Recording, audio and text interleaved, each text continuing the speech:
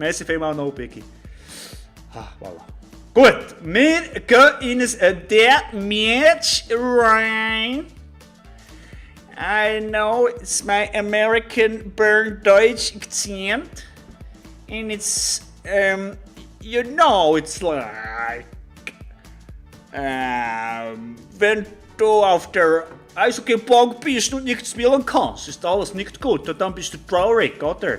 Im Kopf bist du traurig, oder? Aber wenn ich mag gerne Biff, magst du eine scharfe Böge, ja? Und dann schnell zurück zur Bande. Weißt du, Vorcheck, Backcheck, ja? So, Giel, das ist das, was ich früher gehockt habe, da bei meinem kanadischen Trainer, ja? Ja, wenn ich mag gerne scharfe Böge. Wenn ich mag gerne Biff.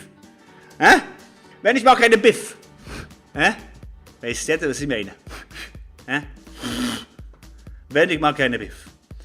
Du magst eine scharfe Böge. Hä? Eine scharfe Böge. Voilà! Scharfe Böge ist jetzt fertig mit scharfe Böge.